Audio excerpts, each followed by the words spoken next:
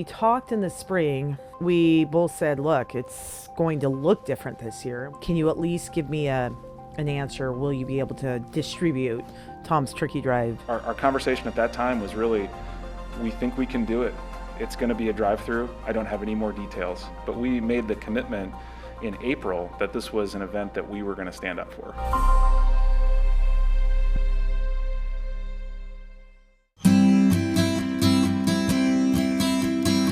Hi everyone, Tom Sherry here. The first ever drive-by Tom's Turkey Drive. Happy Thanksgiving! Lots of energy this morning, guys. Lots of energy.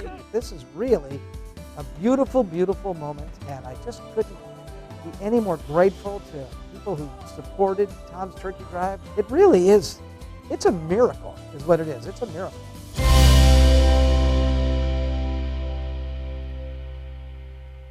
They were here before we even showed up to block the traffic. The morning began well before sunrise, much earlier than in years past. It's a happy day. When the KREM 2 crew arrived at the Spokane County Fairgrounds, it was dark. So what time did you get here? 4:45. Well before the 6 a.m. start time, people were anxious to get a Thanksgiving meal that would fill their tables at a time when pantries are empty and celebrations are limited. COVID had stolen our ability to enjoy so many traditions, but it hadn't taken away our ability to give thanks. I think that's why it was emotional for not just us, for most of the people that went through. And there were lots of joy that kind of goes sadness, and then just, I think people had been alone too in their homes, and they came out to see how many other people cared about them. Outside, the Washington National Guard was directing traffic. And now the line is growing long. And by the time Up with KREM began, cameras were rolling on what seemed like a never-ending stack of cars. So by the time I showed up and the rest of our folks showed up as well, there was already a line outside the front gate. The Guard had about 100 people working the event, and there were hundreds of Second Harvest volunteers. People were on hand wearing masks and social distancing. Other workers were stuck in traffic, waiting to make it to the turnoff. And when we drove in, we saw the line and we were just shocked. I had no idea. November 24th, 2020. This was the beginning of the first ever drive-through Tom's Turkey Drive distribution. Priority number one was to keep everyone safe. The volunteers, the Guard, and the people picking up meals.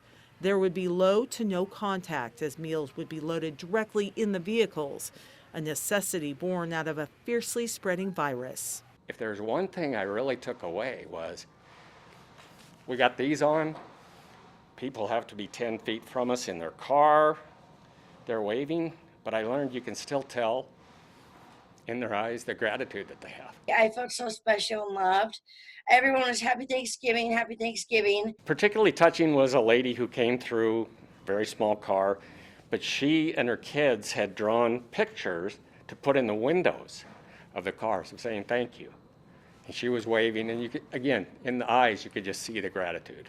With so many cars that stretched for miles, it seemed daunting. But the momentary snarls in the streets would be just that, momentary. And soon it was obvious that months of planning had worked. The bulk of that planning for Tom's Turkey Tuesday was placed on Second Harvest and the Washington National Guard. Second Harvest knows food distribution, and the National Guard knows logistics. But before we got to this day, there was a phone call between KREM 2 and Second Harvest in the spring. The question, could Tom's Turkey Drive happen? Our conversation at that time was really, we think we can do it. It's going to be a drive-through. I don't have any more details. And it was a fairly short conversation, but we made the commitment in April that this was an event that we were going to stand up for. Second Harvest and the Washington National Guard had to go through each detail of what might happen, what could happen, and even unlikely scenarios. Because if we've learned one thing in 2020, it's that the unlikely happens every day. Including the National Guard in our planning process was once we concluded that first meeting, I knew that we could pull the event off. The soldiers and service members that were working with us to organize the logistics for managing that many vehicles through that area just inspired a huge amount of confidence. While the agencies worked on how to distribute the meals, KREM 2, Rosars, and other Tom's Turkey Drive partners started to ask, how were we going to pay for them? Turkeys are ordered by Rosars on good faith months before the event. This year, the order was placed in February before the pandemic hit home. By spring and summer, Tom's Turkey Drive was put on hold in the collective minds. It's hard to believe that we are closing in on almost 3 months of this coronavirus shutdown. As news reports came of spreading virus, businesses suffered, schools shut down. The thinking was by you, Laura, and others at Second Harvest and by our management at KREM was to keep me as far away from really the event in an in-person thing as possible. So I did a lot of Zoom stuff, but I did absolutely no Rose Hours in store.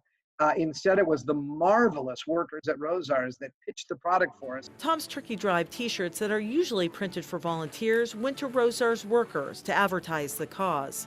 Online donation platforms from Numerica became also important. Fundraisers at Starbucks became curbside and drive-through oriented. It's like we're one big family. A year ago, we had never heard of Zoom, and now it was a lifeline to our donors. Tom Sherry was on Zoom, fundraising was going on, the distribution planning was underway. And then another issue popped up.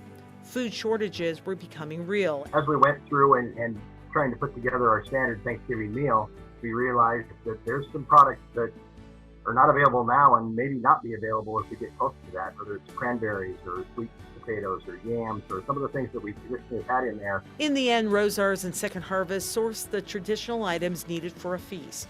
Local dairy farmers provided the milk. Franz donated 22,000 bags of rolls and stuffing. Area farms put in the potatoes, and the centerpiece turkeys arrived as planned. Then we waited to see the numbers. How are things looking for Tom's Turkey Drive? Before Tom's Turkey Tuesday, we had enough to pay for the dinners, and now it was about safely getting them to the tables of our friends and neighbors. And the people that came through couldn't have been any more relieved that they weren't putting themselves in harm, by getting this much needed food. And the volunteers and the National Guard that helped with this saw the impact that it has on the community. It was really a touching event for everyone. It was a Thanksgiving miracle.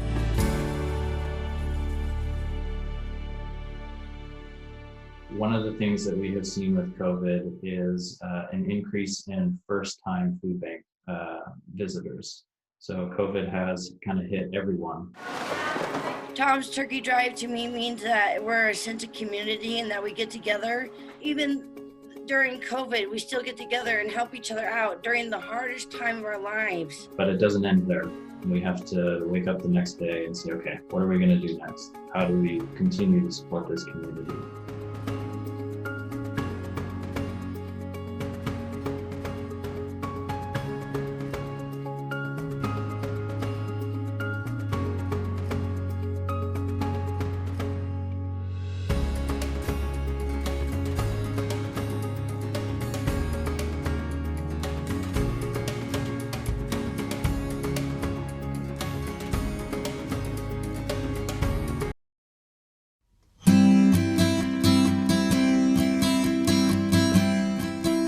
I just want to say, 21st year of Tom's Turkey Drive.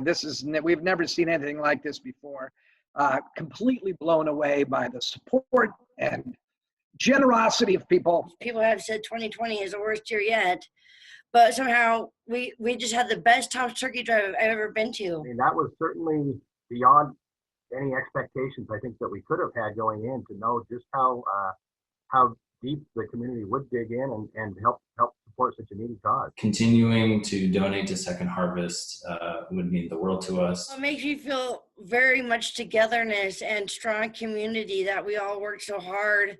The farmers, the volunteers, Tom, Sherry, KREM too, that we all work so hard together to bring all this delicious, yummy food for each person who gets a box. The family feels very special. For many people, 2020 will be a year that's hard to celebrate. A virus has created fear and financial chaos.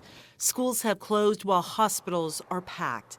Businesses are struggling and the future is unsure. But in the middle of all of this, Morgan Gabriel is grateful. Tom's Turkey Drive to me means that we're a sense of community and that we get together.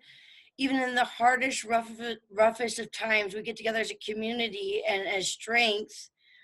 Even during COVID, we still get together and help each other out during the hardest time of our lives. Gabriel is one of thousands of people who access food assistance this year. She talked to us about Tom's Turkey Drive, which provided her with a meal that lasted for days and a feeling of hope that will continue through the new year. But what she may not realize is that it's for her and everyone who needs support right now that the Inland Northwest came together. While we saw record years of food relief needed, we also broke other records. Of course, Spokane responded in an extraordinary way. A record Oh my gosh! $277,000. Wow! Is that including the cost of the above and beyond? This is after we've paid for all of the Thanksgiving dinners. In a time of crisis, people and businesses, agencies and nonprofits delivered a message of support. Tom's Turkey Drive broke all records, increasing donations by hundreds of thousands of dollars. The numbers are still coming in, but behind the numbers are thousands of families that will benefit. And it will be needed. With the new year will be new challenges for food banks like Second Harvest. But in the meantime, we celebrate and say thank you to a community that cared. And to all of you that helped us make a meal. When it came to the 21st year, and I couldn't really be first and foremost, because let's face it, I can't not shake hands or hug people, you know. I mean, I know it, just who I am. So instead, a bunch of these other people really stepped up. So it was, it was probably, even though I was not personally at the stores, it was probably one of my most rewarding turkey drives ever. It's been a bear, and you folks just stepped up.